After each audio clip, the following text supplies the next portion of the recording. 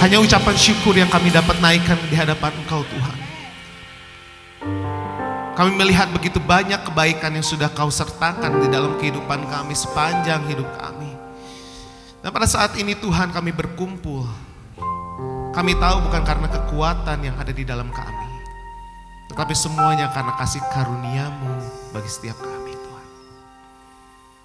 Bapa, pada saat ini tiba saatnya bagi kami untuk mengambil makanan rohani kami, bagian yang terbaik, yaitu firman Tuhan. Pada saat ini Tuhan kami minta supaya kami diberikan telinga dan hati seorang murid. Biarlah Tuhan benih-benih firman-Mu itu boleh tertanam subur di dalam hati kami. Kami mau menolak segala rencana si jahat yang mau mengambil bagian dalam kebaktian pada hari ini. Kami mau tolak semuanya di dalam nama Yesus. Dan kami tahu Tuhan, benih yang tertanam itu tidak akan pernah diambil oleh si jahat. Karena kami tahu Tuhan, benih itu akan tertanam, berakar, bertumbuh, bahkan berbuah lebat di dalam satu nama Yesus Kristus. Terima kasih Tuhan, sembunyikan hamba-Mu di balik salib-Mu. Dan kami serahkan seluruh kebaktian kami dari pagi ini, pada saat ini juga, ke dalam tangan-Mu Tuhan Yesus. Terima kasih Bapa. Hanya di dalam satu nama Yesus Kristus kami telah berdoa dan mengucap syukur. Mari sama-sama umat Tuhan yang siap katakan amin. Berikan kemuliaan yang paling meriah buat Allah kita. Terima kasih.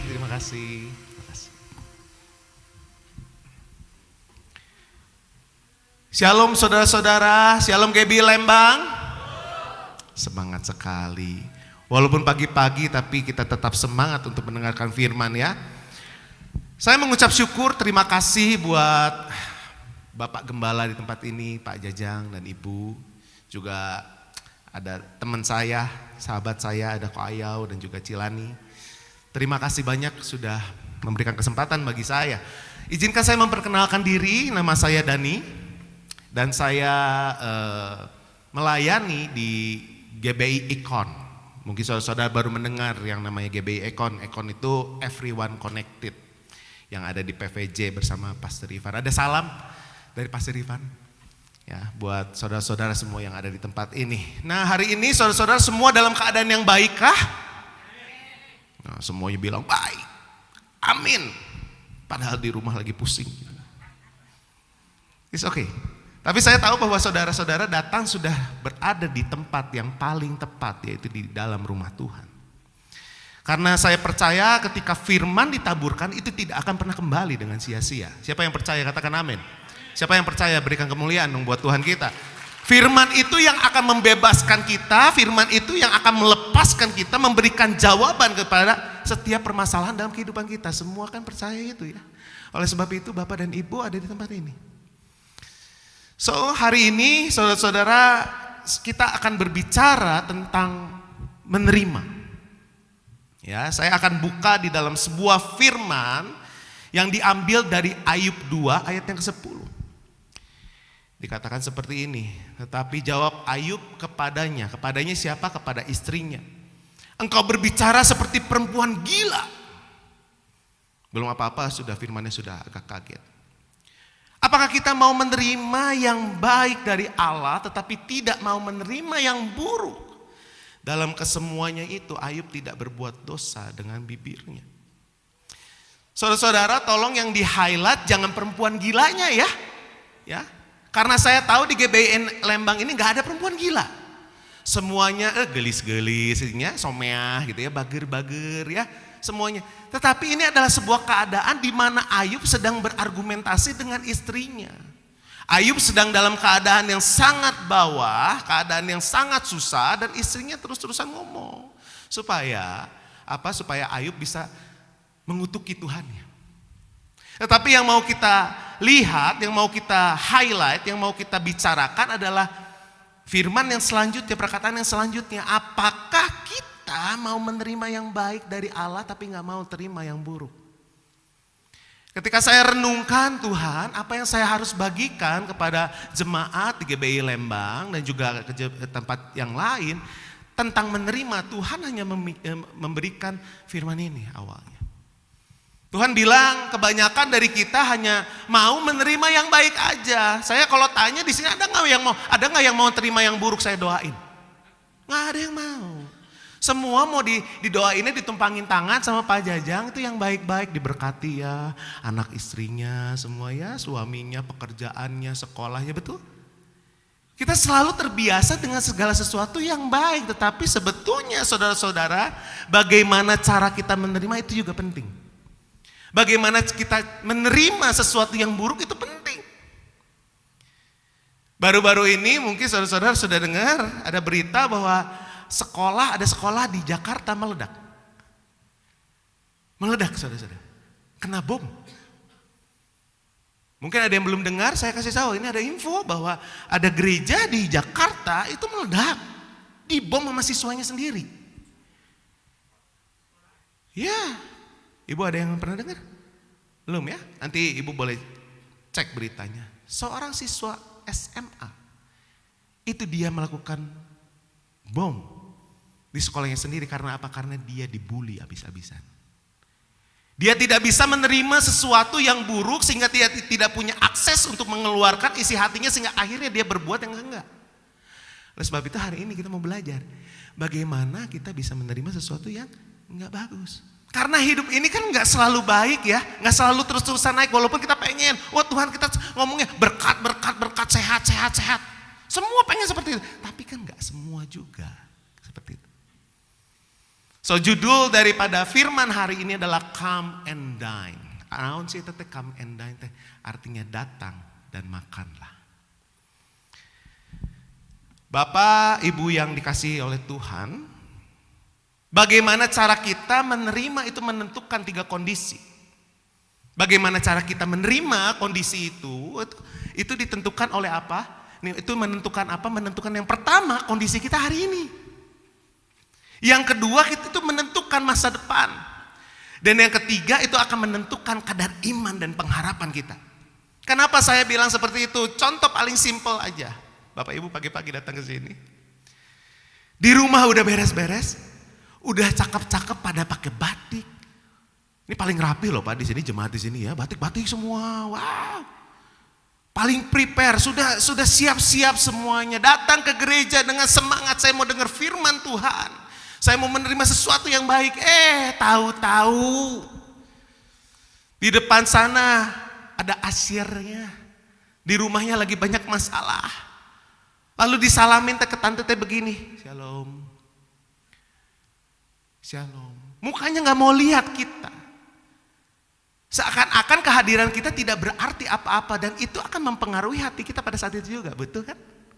Betul kan? Tetapi kalau misalkan kita menerimanya tidak dengan baik, maka itu akan berpengaruh dengan apa yang akan kita lakukan selanjutnya. Tadinya tante pengen kesini ibadah baik-baik, pengen terima firman Tuhan. Karena ada asyirnya yang gak bagus, mempengaruhi hati kita, respon kita salah, akhirnya kita jadi bete. Aing mah kita mau ke gereja dia.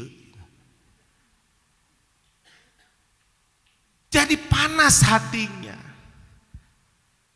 Lalu kalau misalnya udah panas begitu, udah seperti bete seperti itu, lalu kita tiba-tiba ngomong gini, Tuhan, hamba Tuhan temen ini gitu-gitu teing sih.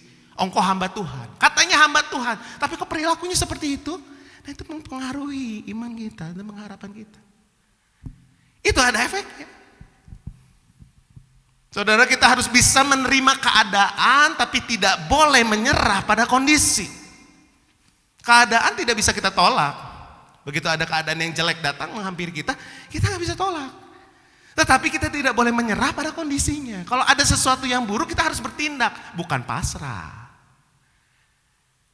Kalau orang pasrah tuh datang yang jelek ya udahlah, mau jelek mau bagus ya udahlah, nggak apa-apa, saya terima aja, tidak melakukan apa-apa sama sekali. Tetapi Tuhan bilang kita nggak boleh, diam aja. Sebab apa? Sebab ketika kita bisa menerima apapun juga, Tuhan izinkan masalah itu datang, kita menjadi orang-orang yang lebih dewasa. Supaya apa? Supaya ketika kita diberkati, kita gak jadi sombong. Betul? Banyak orang-orang diberkati jadi sombong loh. Makanya suka ada yang ngomong, oh iya ini tuh adalah, ini ya soalnya dia mah OKB, orang kaya baru. Nah kalau dia kan nadanya sindiran ya, nyindir. Dan juga yang lain ketika kita diberkati tidak menjadi sombong, tetapi kita juga pada saat kita di dalam tekanan, kita nggak hancur, kita tidak crack under the pressure. Kita ketika tekanan itu datang, hal-hal yang tidak baik itu datang, kita nggak hancur di dalamnya. Itulah tujuan kita belajar untuk bisa menerima. Ya, sampai sini masih bisa ngikutin? Atau dari tadi ngomong naon nih teh? Nggak ya, bisa mengikutin? Coba senggol dulu kiri kanannya, ngerti ya, ngerti ya, ngerti ya. Oke, mari kita lanjut. Oleh sebab itu hari ini kita mau belajar dari catatan perjalanan seorang murid yang namanya Petrus. Sama-sama katakan Petrus. Nah saudara-saudara, kalau saya bercerita tentang Petrus, saudara-saudara udah pasti tahu siapa Petrus itu. Petrus adalah orang yang sangat antusias, dia adalah orang yang sangat bersemangat, dia adalah orang yang harus menjadi nomor satu, dia harus menjadi orang yang paling depan, dan kadang-kadang itu suka kebablasan. Dan kita mau belajar bagaimana ada sebuah fase di dalam kehidupan Petrus, ada sebuah musim di dalam kehidupan Petrus pada saat dia berjalan bersama-sama Kristus, di mana dia harus bisa menerima 3 kondisi. Kondisi yang pertama adalah the way down. The way down artinya dia sedang mengalami hal-hal yang tidak mengenakan. Dia harus juga mengalami the way through, artinya dia juga harus melewati sesuatu. Dan juga dia harus mengalami yang namanya the way up, di mana Tuhan memulihkan kehidupannya. Kita akan belajar dulu kehidupan Petrus pada saat dia mengalami hal-hal yang tidak baik. Yang pertama adalah the way down. Di dalam Markus 14 ayat 27 sampai 31 dikatakan seperti ini. Lalu Petrus berkata kepada mereka, kamu semua akan tergoncang imanmu. Sebab ada tertulis, aku akan memukul gembala dan domba-domba itu akan tercerai-berai. Akan tetapi sesudah aku bangkit, aku akan mendahului kamu ke Galilea. Ketika Yesus ngomong seperti itu, tiba-tiba dipotong sama Petrus. Si Petrus memang kadang-kadang gak tahu diri. Kata Petrus kepadanya, biarpun mereka semua tergoncang imannya, aku tidak. Wih, gaya banget. Tapi Tuhan Yesus menjelaskan dan Tuhan Yesus menelanjangi Petrus pada saat itu. Menelanjangi siapa dirinya sesungguhnya. Dia lalu Yesus berkata lagi kepadanya, aku berkata kepadamu sesungguhnya pada hari ini juga, malam ini juga sebelum ayam berkokok 2 kali, engkau telah menyangkal aku 3 kali. Tetapi Petrus ketika dia ditelanjangi sama Tuhan Yesus seperti itu siapa dirinya, dia makin gak terima. Dia ngomong lagi. Tetapi dengan lebih bersungguh-sungguh Petrus berkata, sekalipun aku harus mati bersama-sama engkau, aku tidak akan menyangkal engkau. Dan semuanya ikut-ikutan Petrus, semuanya yang lain pun berkata demikian juga. Saudara bisa lihat siapa Petrus sesungguhnya. Saya tidak menyalahkan bahwa dia memang sifatnya, ada orang-orang yang sifatnya seperti itu, sifatnya yang terlalu antusias. Ketika murid-muridnya ada di Danau Galilea, dia lihat ada ketika mereka mengalami kejadian yang tidak mengenakan, ada badai dan lain sebagainya. Tiba-tiba dia lihat ada sesosok makhluk yang berjalan di atas air. Dan ketika mereka ngomong, itu hantu, Tuhan bilang, tidak, ini aku. Siapa yang pertama ngomong lagi sama Tuhan untuk minta jalan di atas air? Petrus. Dia bilang, kalau itu yang engkau Tuhan, biarkan aku berjalan kepadamu, biarkan aku berjalan di atas air, dan aku berjalan kepada engkau. Lalu Yesus berkata, datanglah, walaupun dia akhirnya gagal. Petrus selalu begitu. Pada saat penangkapan Tuhan Yesus, Petrus juga menjadi orang yang paling sigap. Dia ambil pedang lalu dia potong telinga daripada salah satu pengawal. Dan ketika kita lihat saudara-saudara, apa yang dilakukan Petrus? Petrus itu saking semangatnya, dia itu orangnya cenderung sombong. Sombongnya kelihatan dari mana? Kelihatan dari sini. Firman Tuhan yang ngomong. Petrusnya di ayat 29 bisa ngomong begini, biarpun mereka semua tergoncang imannya, aku enggak Tuhan. Dia membandingkan tingkatan imannya dengan yang lain. Dia merasa bahwa tingkatan iman dia jauh lebih tinggi daripada yang lain. Kesetiaannya tidak bisa dibandingkan dengan yang lain. Dia sombong. Dia sombong. Dan ketika Tuhan ngomong, kamu tuh nanti beberapa jam, hari ini juga loh. Enggak ngitung hari, bulan, tahun, enggak. Hari ini juga, beberapa jam kemudian kamu akan nyangkal saya loh. Ini Tuhan yang ngomong. Tapi Petrus itu hidup dengan gengsinya. Oh, udah makin gengsi dia digituin. Oh, dijatuhin sama Tuhan. Oh, enggak, Tuhan salah. Tuhan dibilang salah. Karena dia jauh menghidupi apa yang namanya gengsi. Dan memang terbukti beberapa jam kemudian Petrus menyangkal Tuhan Yesus. The way down artinya Petrus harus menerima kenyataan bahwa dirinya tidak sehebat yang ia bayangkan. Sama seperti kita, kadang-kadang kita juga seperti Petrus. Kita ngerasa kita bisa sendiri menghadapi permasalahan, kita bisa sendiri, Tuhan mengulurkan pertolongan. Tapi dia bilang, oh enggak butuh. Enggak butuh didoain Pak Jajang. Enggak, saya bisa sendiri, saya doa sendiri aja. Saya nggak butuh ditolong-tolong kok, saya bisa sendiri. Walaupun dia udah berdarah-darah ya, kalau pulang mah nangis-nangis Bombay gitu. Tapi kadang-kadang kita suka sombong di hadapan Tuhan. Kita lebih menghidupi gengsi kita daripada kita menerima pertolongan. Saudara yang dikasih Tuhan, jangan menganggap diri kita terlalu tinggi. Jangan seperti itu. Saya kasih tahu sama Bapak Ibu, orang yang paling kasihan itu adalah orang yang setiap hari harus ngidupin gengsi loh. Apa-apa mesti harus yang terbaik, yang terdepan, yang paling kelihatan, harus pokoknya dia. Bahkan kalau cerita pun pernah kumpul nggak sama ibu-ibu, kan sering ya bapak-bapak kalau kumpul sama teman-teman, terus ada yang cerita gitu ya, ada yang cerita, oh iya kebetulan saya ini dapat berkat apa segala macam, dia cerita aja, mungkin di dalam kali ya, lagi cerita aja, saya puji Tuhan saya diberkati dan lain sebagainya. Tetapi di dalam tersebut kadang-kadang suka ada orang aja yang ngerasa, oh iya saya juga dapat berkat juga sama loh. Saya juga dapat berkat juga luar biasa. Ya aduh anak saya dapat promosi, dia nggak mau kalah. Lalu ketika nanti ada orang lagi di dalamku lagi cerita kesusahannya, aduh saya sedang susah sekali ini. Saya sedih, keluarga saya seperti ini, suami saya dipecat apa segala macam. Dia juga sama, orang yang sama dia bisa berkata bahwa oh iya saya dulu jauh lebih susah dari itu. Saya nggak makan sama dengan Yesus 40 hari 40 malam, pokoknya mesti yang aja. Gengsi banget, tidak mau mengakui bahwa ya memang kita butuh pertolongan. Makanya saudara-saudara sekali lagi jangan pelihara gengsi. Akuilah di hadapan Tuhan kita memang lemah. Akuilah di hadapan Tuhan, jujurlah di hadapan Tuhan. Bahwa kita memang membutuhkan Kristus. So jadi perjalanan pertama dalam penerimaan adalah kejujuran. Kejujuran terhadap apa? Kejujuran berani melihat diri sendiri apa adanya tanpa kehilangan kasih Tuhan pada kita. Dalam hal menerima kita harus bisa jujur pada diri kita sendiri. Ada amin? Jangan tegang-tegang saudara-saudara. Biarkan yang tegang saya di atas panggung ini ya. Yang kedua saudara-saudara, perjalanan Petrus yang kedua dalam menerima kenyataan adalah the way through. Jalan melewati.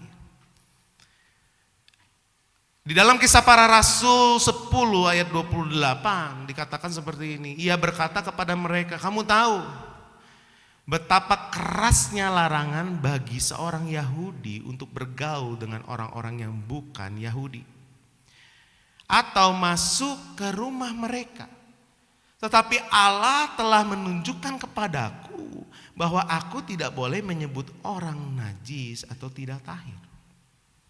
Ya, saya akan ceritakan sedikit ya, sinopsisnya. Kayak film aja. Jadi ceritanya Petrus ini adalah orang yang sangat memegang adat istiadat orang Yahudi. Dia itu adalah orang yang sangat memegang adat istiadatnya. Dia percaya bahwa keselamatan hanya datang dari bangsa Israel. Yang memang ternyata betul. hanya datang dari bangsa Yahudi. Memang betul. Tetapi dia juga percaya bahwa keselamatan yang datang dari bangsa Yahudi hanya diperuntukkan untuk orang-orang Yahudi. Di mana itu adalah sesuatu yang salah. Bagaimana dia bisa tahu? Dia selalu menganggap orang-orang lain itu sama. Karena sombong, dia selalu menganggap orang-orang itu rendah. Dia nggak bisa menerima keberadaan atau kelemahan orang lain. Dia punya pride lebih tinggi. Sampai akhirnya dia bertemu dengan Cornelius. Bagaimana Tuhan menunjukkan bahwa Tuhan pun bisa bekerja untuk orang-orang di luar orang-orang Yahudi. Sampai akhirnya dia bertemu dengan Cornelius dan Cornelius bilang sama Petrus bagaimana Tuhan menuntun Cornelius sampai dia bisa bertemu dengan Petrus. Dan akhirnya Petrus berkata, oh ternyata Tuhan pun bekerja pada orang-orang di luar orang-orang Yahudi. Saudara, Petrus harus bisa menerima kenyataan bahwa orang lain tidak sesempurna yang ia harapkan. Ya, saya mau kasih contoh, saudara-saudara. Saya di sini ada yang tahu olahraga yang sedang kekinian sekarang yang namanya padel. Yang tahu boleh angkat tangan? 1, 2, 3, 4. Ada lagi yang lain? 5, 6. Oke. Ya cukup tahu lah ya olahraga padel. Saudara tahukah saudara bahwa dengan olahraga padel itu bisa membuat seorang yang namanya Dani bertobat? Pakai padel loh. Kenapa saudara-saudara? Karena begini, karena saya secara tidak sadar ternyata saya ini orangnya judgmental, saya ini orangnya suka menghakimi orang. Saya ternyata orangnya sombong. Kenapa sombong? Karena ketika saya bermain padel, saya selalu menganggap orang lain tuh harusnya bisa. Kenapa sih nggak bisa? Gitu. Tapi saya nggak sadar sebetulnya, nggak sadar. Saya main aja, cuman gestur saya itu yang bikin orang lain nggak enak. Saya nggak bisa menerima kelemahan orang. Kalau dia mukulnya agak sedikit salah, saya bisa ngelirik ke dia. Padahal itu gestur yang nggak perlu dilakukan. Sehingga akhirnya bikin orang jadi depres, tertekan. Sampai akhirnya istri saya yang tercinta ngomong sama saya. Dia bilang sama saya gini, kamu ya coba deh kalau kamu main padel, ya kalau lagi main, jangan serius-serius tinggal lah. Loh kenapa? Saya bilang, namanya main mah kudu serius, betul gak Pak? Kudu serius. Tapi dia mah, jangan serius-serius tinggal, kamu tuh bikin suasana jadi gak enak. Gaya kamu, mungkin muka saya jadi yang tadinya senyum-senyum. Saya kan di sini kan lucu banget ya Bu ya, lucu ya. Di atas sini lucu kan? Siapa yang nggak bilang nggak lucu? Ayo ketemu saya nanti pulang dari sini.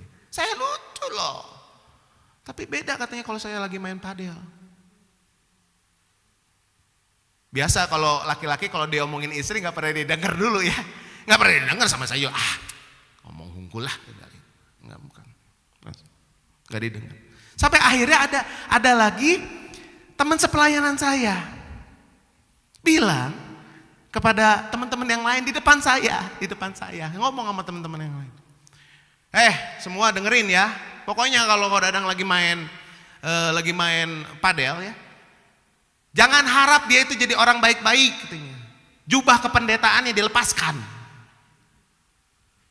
Saya kaget juga dia ngomong gitu. Iya gitu. Dia bercanda, tapi itu candaannya cukup nusuk tadinya. Tapi sekali lagi, saya nggak dengar. Namanya bercanda doang. Dan yang ketiga adalah ketika lebih naik lagi. Gembala saya sendiri, Pastor Ivan yang ngomong sama saya. Dia bilang, bro, coba lu kalau main teh, lu jangan gitu-gitu ting katanya. Gitu-gitu ting teh kumaha. Ya lu teh ya kalau main teh jujur gue kalau main sama lu teh tertekan katanya. Gue teh gak bisa ngeluarin jurus-jurus. Biasa kalau misalkan Bapak Gembala kan banyak jurus ya gitu ya. Banyak jurus, gue gak bisa ngeluarin jurus-jurus sama lu. Gara-gara gue lihat lu, gue gak bisa keluarin jurus-jurus. Saya bilang, emang sampai segitunya. Tapi gak lama dari situ Tuhan tegur saya. Tiba-tiba ketika saya main, Saya ditegur Tuhan seperti ini. Kamu dikasih yang kecil aja gak bisa handle. Simpel tegurannya cuma seperti itu. Kamu dikasih yang kecil aja gak bisa handle. Terus kamu memimpikan yang besar gitu. Saya disitu langsung mikir, iya ya Tuhan. Padahal harusnya kan fun ya. Bahkan di sini juga ada teman saya yang hadir di tempat ini yang kadang-kadang main sama saya, main padel ada. Saya nggak mau tunjuk orangnya, nanti dia ngomel sama saya, teman dekat saya. Dia tuh kalau main padel tuh bagus, bisa balik terus. Tapi tiap kali main sama saya, jeleknya setengah mati. Saya ngomong depan orangnya loh. Gak bisa mukul, out lah, kena net lah gitu ya. Dan saya jujur Bapak Ibu saya belajar dari situ. Makanya begitu saya sekarang main lagi saya gak mau lagi ngeluarin lirikan-lirikan maut. Biarlah lirikan-lirikan maut itu saya dengan istri saya aja. Artinya lirikan cinta gitu ya. Saya gak mau lagi ketika dia out, ketika dia netting, saya langsung ngelirik gitu. Gak mau. Dan saya percaya itu karena saya harus bisa masuk dalam perjalanan kedua dari seorang yang namanya Petrus. Perjalanan kedua dalam penerimaan adalah menghargai. Kita harus bisa menghargai orang lain, saudara-saudara. Meskipun ternyata orang lain tidak sesuai dengan apa yang kita harapkan. Kita harapannya sama seseorang itu terlalu tinggi. Tetapi ketika dia tidak mencapai harapannya, kita harus bisa menghargai. Ternyata dia berbeda dengan apa yang kita lihat, kita harus bisa menghargai. Kita gak boleh melakukan sesuatu yang membuat dia akhirnya depres. Sehingga akhirnya akan mengubah segalanya. Mengubah suasana. Mengubah masa depan. Tahukah saudara bahwa olahraga padel itu bisa membuat keretakan rumah tangga? Iya. Coba ibu bapak main. Dicoba dulu. Ya tante ya. Pulang. Cobaan. Temenan deket juga bisa ribut. Gara-gara mukulnya gak bener. Langsung diomelin.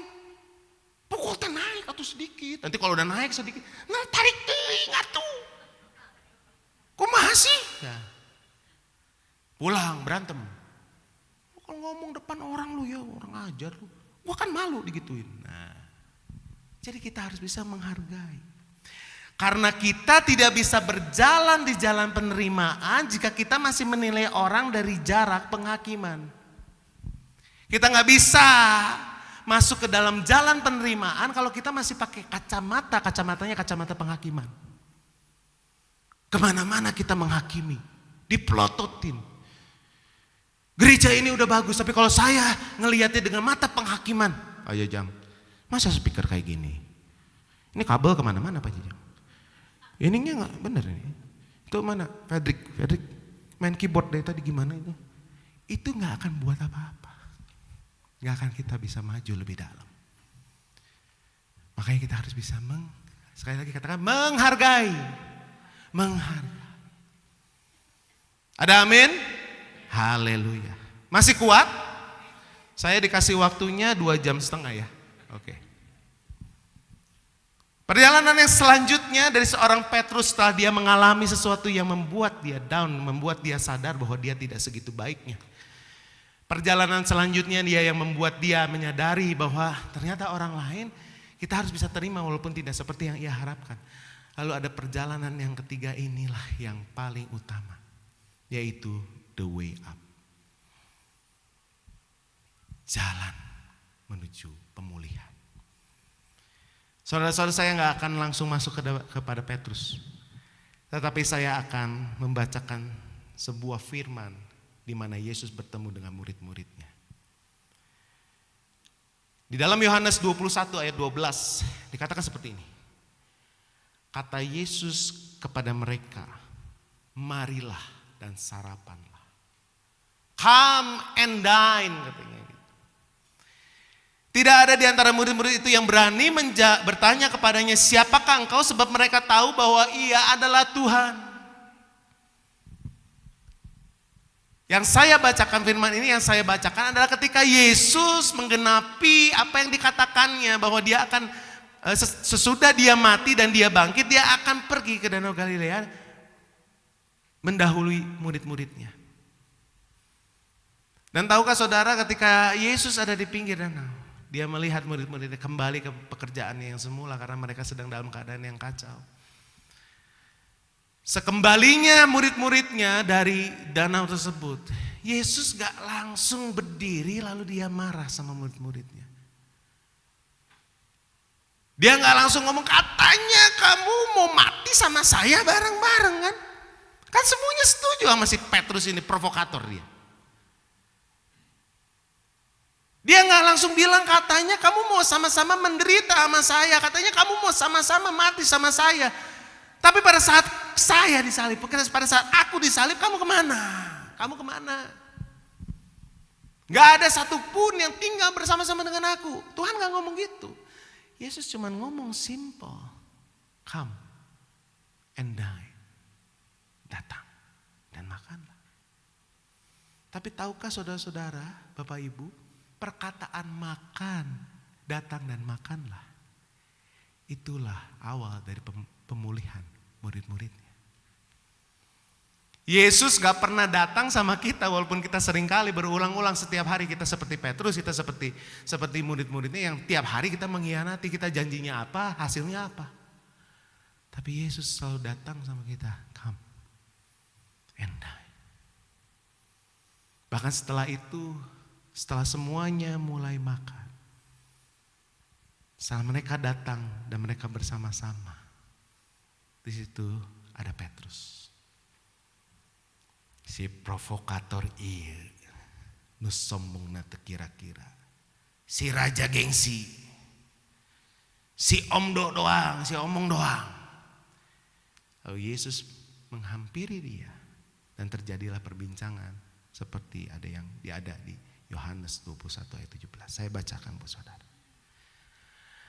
Kata Yesus kepadanya untuk keberapa kali? Ketiga kalinya. Simon, anak Yohanes, apakah engkau mengasihi aku? Maka sedih hati Petrus karena Yesus berkata untuk ketiga kalinya, apakah engkau mengasihi aku? Dan ia berkata kepada Tuhan, Tuhan, engkau tahu segala sesuatu. Engkau tahu Tuhan bahwa aku mengasihi engkau. Kata Yesus kepadanya, gembalakanlah domba-dombaku. Saya selalu bertanya tentang firman ini.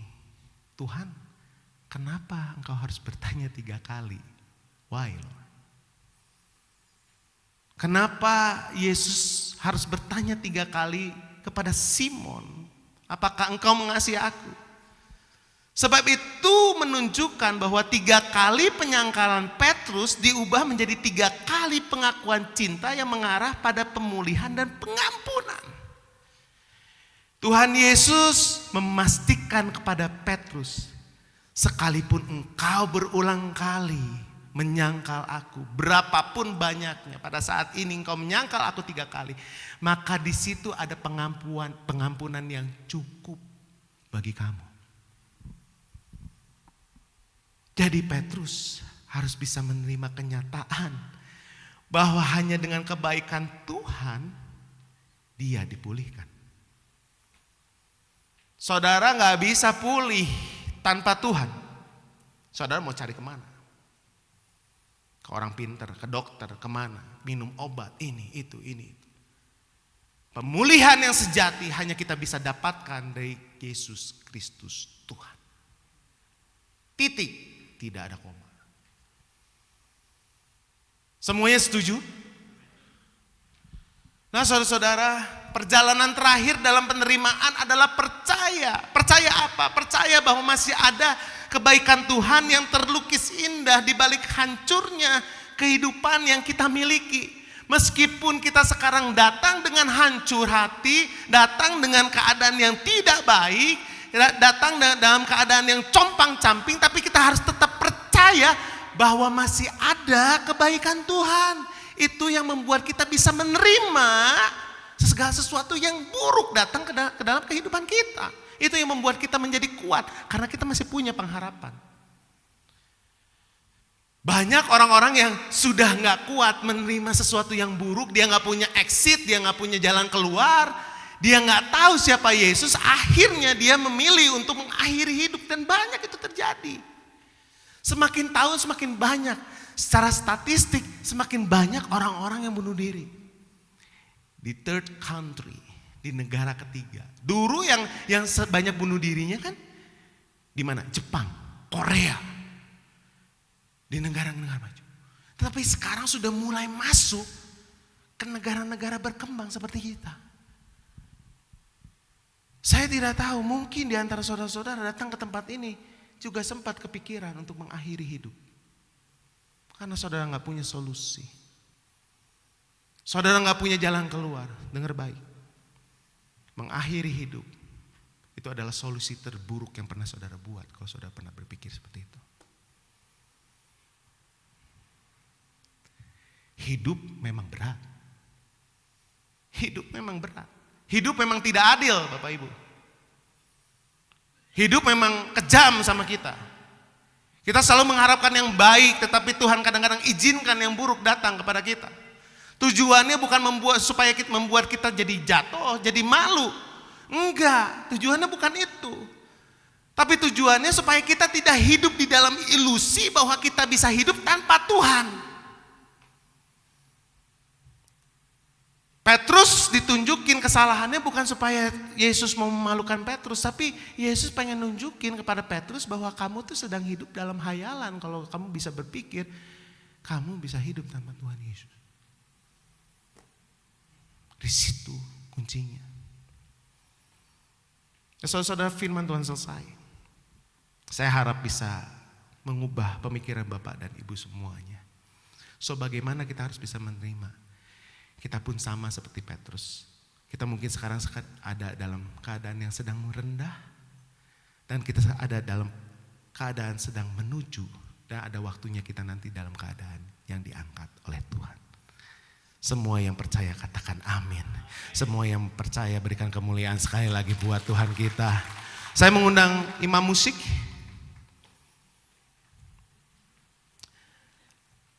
Saudara-saudara, saya akan tutup sermon hari ini dengan sebuah quotes. Quotesnya berkata seperti ini. Following Jesus is the best way to accepting. Because only when we walk with Him, we learn how to accept ourselves, others, and His love completely. Ternyata jalan terbaik dalam menerima adalah mengikut Yesus. Karena pada saat kita menerima Yesus, berjalan bersama-sama dengan Dia, kita bisa tahu bagaimana kita menerima kondisi kita meskipun kita sedang di bawah. Kita bisa menerima orang lain meskipun mereka mengecewakan. Tetapi kita bisa juga bisa menerima bahwa ada kasih Yesus yang memenuhi kehidupan setiap kita.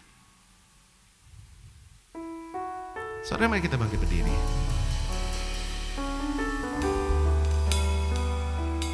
Firman Tuhan selesai disampaikan. Tetapi ingat satu hal. Bahwa setiap kali firman disampaikan, itu akan ada selalu kasih yang dicurahkan buat Bapak Ibu Saudara. Dan itu adalah privilege buat orang-orang seperti kita. Kita tuh adalah orang-orang yang tidak layak dikasihi, tidak layak menerima pengampunan. Tetapi karena Dia Yesus baik, Dia menerima semuanya. Dan Dia berkata, come and dine. Datang dan makanlah. Oleh sebab itu saudara-saudara, pada saat ini bukalah hatimu lebar-lebar. Sebagaimana Bapa membuka hatinya. Datang kepadanya. Jangan diam. Kalau firman ini menyentuh hatimu. Kalau pada saat firman ini disampaikan, saudara dalam hati berkata, itu aku Tuhan. Maka pada saat ini datang sama Tuhan. Tundukkan kepalamu.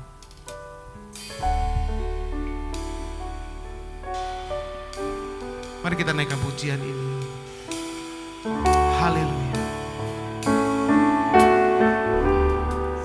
Mengiring seumur hidupku masuk dalam rencanamu Bapa. Pikiranku, kehendakku, ku serahkan padamu. Harapanku hanya di dalam-Mu, bukan teguh bersama-Mu Tuhan. Jadikan ku bencanamu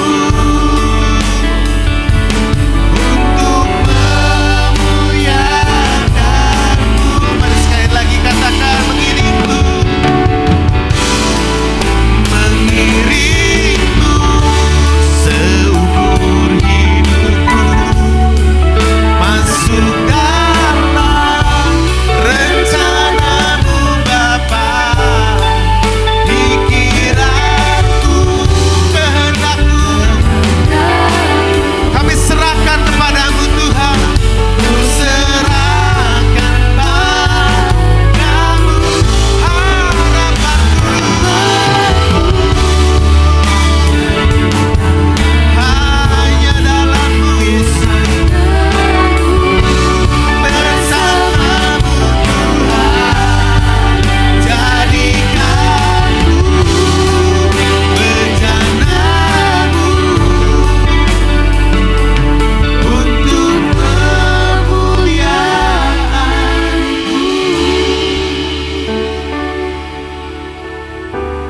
Bapak, pada saat ini kami berdoa. Kami kembali menghampiri tahta kasih karunia. Bapak, kami tahu Tuhan bahwa Engkau adalah Allah yang luar biasa bagi kami. Tetapi Tuhan, biarlah kami datang dengan segala kejujuran kami. Biarlah kami datang ke hadapan-Mu untuk mengakui segala kelemahan kami. Biarlah kami datang dengan kesadaran penuh bahwa kami memang gak sebaik itu Tuhan. Kami memang gak sehebat itu. Kami gak sekuat itu. Tetapi biarlah tangan-Mu yang luar biasa, tangan-Mu yang selalu menopang, itu boleh kami rasakan. Sehingga pada saat kami menjalani hari-hari kami, di mana hari-hari itu akan semakin jahat Tuhan, kami boleh dikuatkan karena kami ditopang oleh tangan pengampunan. Seringkali kami mengecewakan, seringkali kami berharap pada orang lain, seringkali kami mengharapkan pertolongan datang daripada orang lain. Tetapi kami juga boleh melihat kenyataan bahwa ternyata orang lain tidak seindah yang kami harapkan. Bapak, biarlah kami semua boleh menjadi seperti Petrus. Hati kami compang-camping Tuhan. Hati kami penuh dengan luka. Mungkin luka masa lalu, apa yang kami alami. Tetapi biarlah kami boleh mendengar dari suara-Mu sendiri. Come and dine. Biarlah kami boleh mendengar dari suara-Mu, datang dan makanlah. Karena kami tahu Tuhan, di dalam Engkau tidak ada penuduhan. Engkau tidak pernah membawa list dosa kami. Engkau tidak pernah membawa list kesalahan kami. Tetapi Engkau sendiri merangkul setiap kami. Oleh sebab itu Tuhan, kami datang bersama-sama Engkau untuk menerima pemulihan yang sama seperti Engkau pulihkan Petrus. Terima kasih Tuhan. Terima kasih Tuhan. Terima kasih. Oh Yesus, Kau baik, Kau baik, Kau baik Tuhan, Kau baik Tuhan. Kau baik Yesus. Saudara-saudara katakan, Engkau baik Yesus.